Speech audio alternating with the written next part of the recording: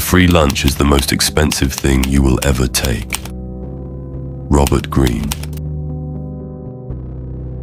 There is no such thing as free. In the theater of human affairs, everything has its cost. The price may not always be written in coin or currency. More often it is written in loyalty, obedience, silence, or the subtle surrender of independence. A gift, a favor, an unearned opportunity. These are never neutral. They are invitations into invisible contracts. Once accepted, they press on you like chains you cannot see, only to discover too late that your freedom has been exchanged for comfort. The weak man celebrates when something falls into his lap without struggle. He thinks himself fortunate, clever, blessed even. But fortune is a mask, and cleverness is often the first step to ruin.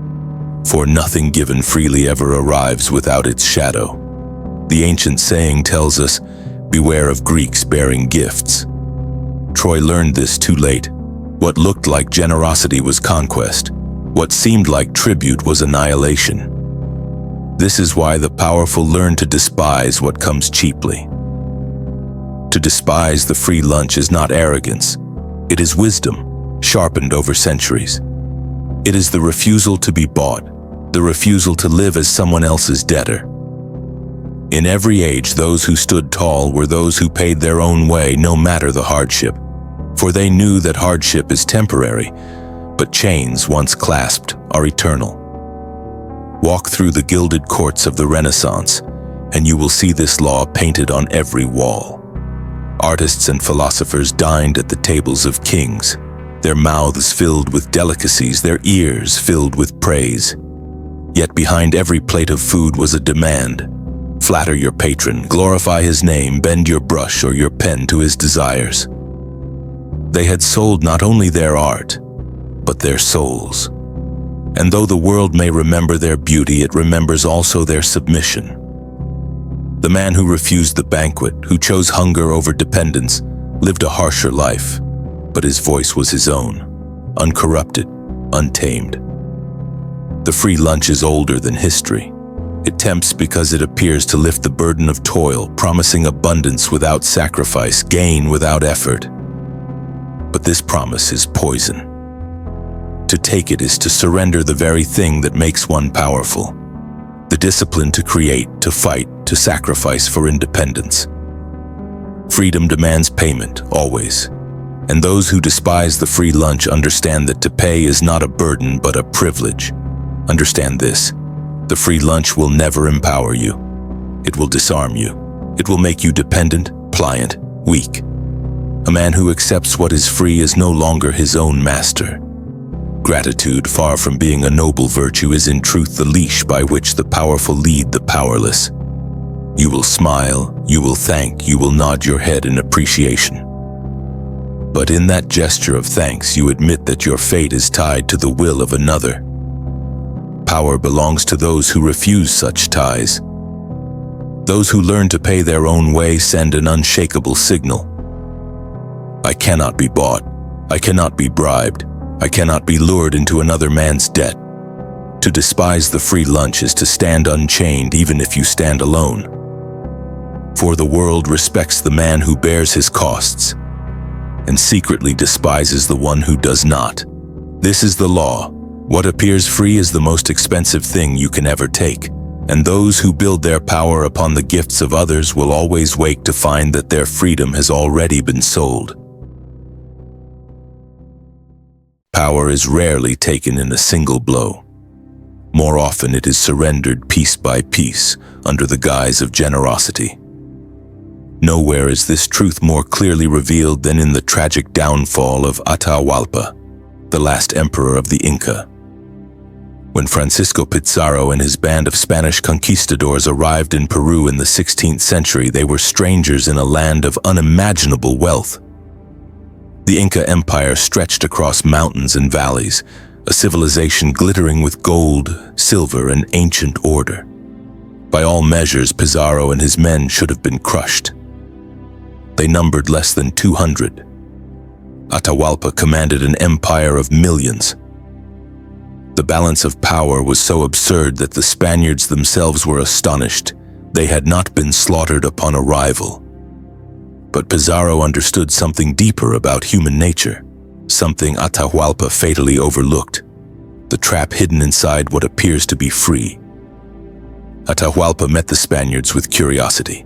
To him, these ragged foreigners were insignificant, an oddity from another world. He believed his throne unshakable, his armies invincible. When the Spaniards offered gifts, trinkets, and a show of strange European wonders, horses, weapons, and objects unfamiliar to the Inca, Atahualpa accepted them as curiosities. He saw no danger in them. They were, after all, given freely. Yet in each offering, Pizarro was testing the emperor's mind. The free gifts softened Atahualpa's caution, made him believe he was in control, that he could indulge these outsiders without consequence. The Spaniards flattered him, treated him as a god, bowed to him in ritual gestures. Every gesture of reverence cost Atahualpa nothing, or so he thought. But each one planted the illusion that he was the master of the exchange, when in fact he was being bound. The trap was sprung in Cajamarca. Invited to a meeting with the Spaniards, Atahualpa arrived with thousands of his men, but unarmed, confident, certain that these strange foreigners would never dare act against him. He saw their deference as proof of their weakness. He mistook their gifts and gestures of loyalty for submission. But the free reverence was the deadliest weapon of all. When the ambush began, Spanish cannons roared, horses charged, steel clashed against flesh. Atahualpa was seized, dragged from his throne of gold, and made prisoner in his own land. The emperor, who thought himself invincible, now found himself at the mercy of a few hundred men. And in the moment of his captivity, the Spaniards pressed upon him the cruelest free lunch in history. They offered him life in exchange for treasure. Atahualpa agreed. He ordered his people to fill a room with gold, floor to ceiling, as ransom. The Spaniards accepted the offering, smiling, promising freedom once the ransom was complete. The Incas complied, pouring their empire's wealth into the hands of their captors. But when the room was filled, when the Spaniards had taken all they could carry, Atahualpa was executed. The promise of life had been nothing more than bait. The richest empire of the Americas fell not to force of arms alone, but to the illusion of generosity, to the acceptance of gifts that were never gifts at all. Atahualpa believed he was receiving tribute, respect, even a kind of alliance. In truth, he was paying the highest price for what appeared free. His empire, his throne, his life. This is the true danger of the free lunch. Its poison does not lie in what you receive, but in the blindness it creates. Atahualpa's acceptance dulled his suspicion, eroded his vigilance, lulled him into believing that no danger lurked beneath the surface. In reality, every free gesture from Pizarro had been a calculated test, a tightening of the chain, until the emperor had no room to move. The lesson is as clear now as it was then. Despise what is free, for it blinds you to the price you will pay. Better to hunger and remain free than to feast and become enslaved. Atahualpa learned this too late, and in his downfall we see that the free lunch is never free. It is always the most expensive meal you will ever eat. When Hernán Cortés set foot on the shores of Mexico in the year 1519, he was a man with little more than audacity. His expedition was small, his men few, his chances of success almost non-existent. Yet within 2 years he would bring the mighty Aztec Empire to its knees. And he did so not by force alone, but by exploiting the deadliest illusion of power, the lure of what is free. Moctezuma, the Aztec emperor, ruled a world of unimaginable wealth. Gold, jewels, temples, and armies. His empire radiated fear and reverence. But Moctezuma was not ignorant of the strange newcomers. He had heard rumors of pale men crossing the sea, armed with weapons and beasts unknown to his people. He believed they might be gods, emissaries of Quetzalcoatl, the feathered serpent deity who, according to prophecy, would return from the east. Instead of crushing Cortés and his ragged force upon their arrival, something he could have done with ease, Moctezuma offered gifts. He believed generosity would satisfy the strangers, would pacify them, would perhaps even send them away. He gave Cortés gold and ornaments, he sent food and treasures, he welcomed them with ceremonies. To Moctezuma, this was diplomacy. To Cortés, it was weakness. Each gift confirmed what he suspected. The emperor feared him, and each free offering bound Moctezuma tighter, dulling his caution. Instead of acting with strength, the emperor chose appeasement. Instead of despising what seemed free, he indulged in the illusion that he could control the invaders with generosity. But nothing given freely is safe. The gold that Moctezuma handed to Cortés only sharpened Spanish hunger. The feasts and tributes that welcomed them into the capital only gave the conquistadors time to study its defenses. What Moctezuma saw as gestures of diplomacy, Cortés saw as open doors. By the time the Aztec emperor realized his mistake, it was too late. He had invited the wolves into his palace. Cortés seized Moctezuma within his own city, turning the great emperor into a prisoner surrounded by his own wealth. The Spaniards then plundered the empire, turning its riches into weapons, its people into pawns. And Moctezuma, once master of millions, became a puppet, a hollow figurehead, and eventually a corpse. His downfall was not the result of Spanish might alone. It was the price of the free lunch. By offering gifts, by believing generosity would keep danger at bay, Moctezuma surrendered the most important principle of power: independence. He gave away authority with every tribute until the invaders no longer needed to ask. They simply took. The lesson is merciless. Generosity is never safe when it comes from fear.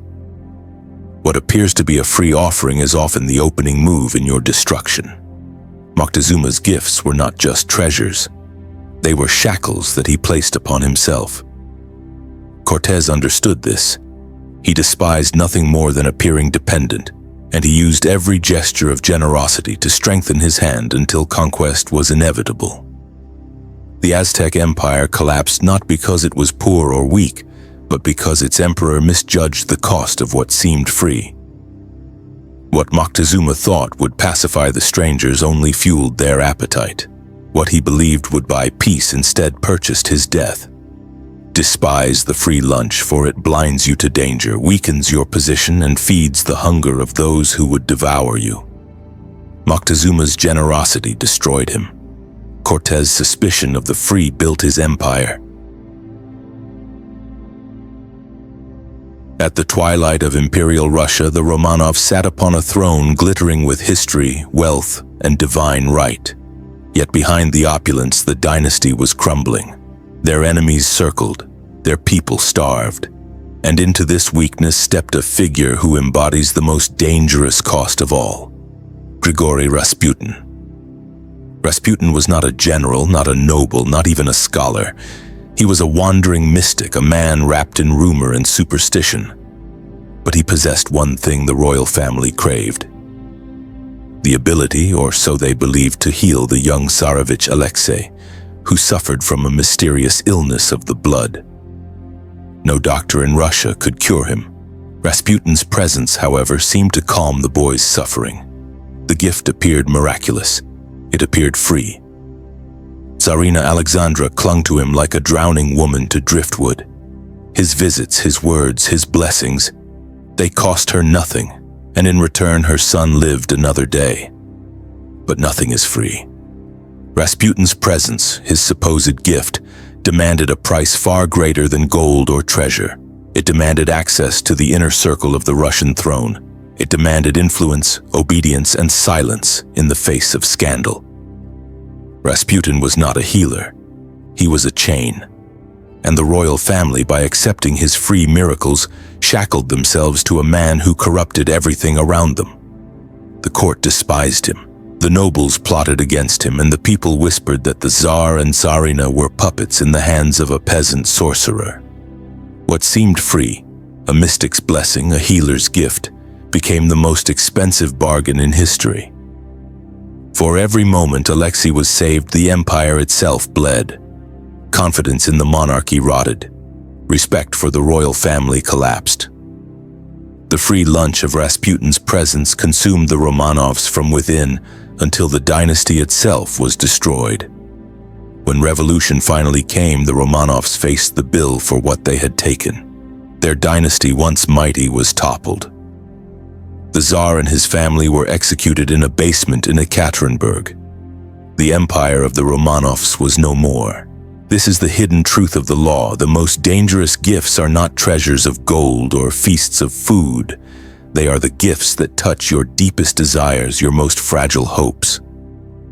Alexandra's desperation for her son blinded her to the cost. She thought she was receiving salvation without payment. In reality, she was signing away her throne, her dynasty, her life. Despise the free lunch, for it is never free. The higher the value of what is offered, the deeper the chain it conceals.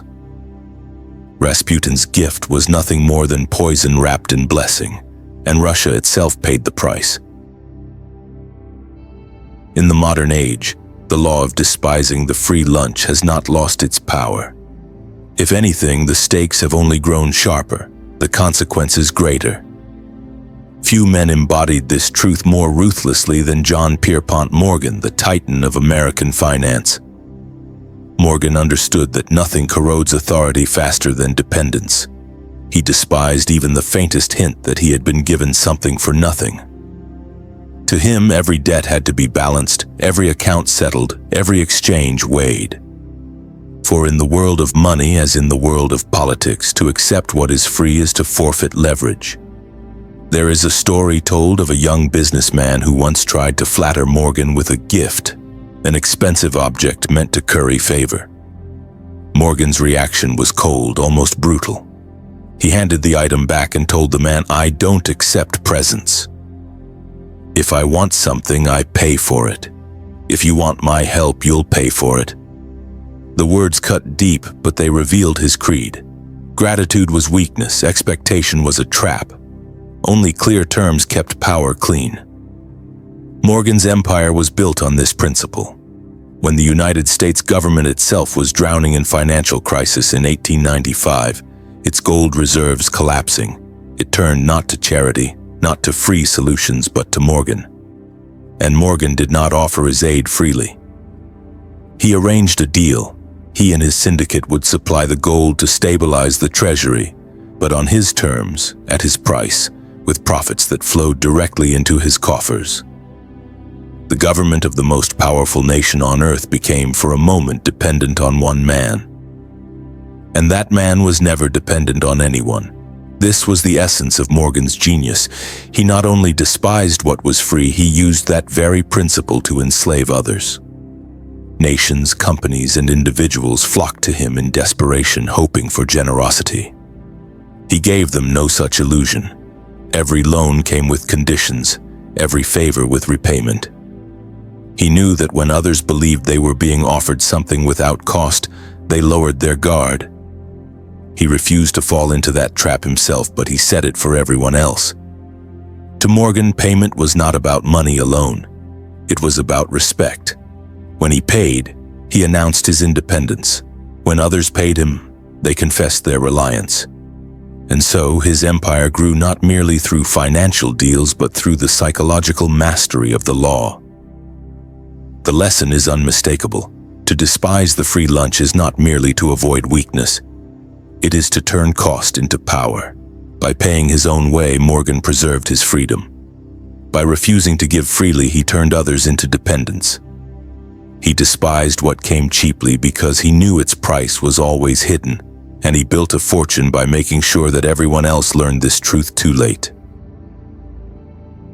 Look back across the centuries and you will see the same thread running through the downfall of empires and the rise of kings.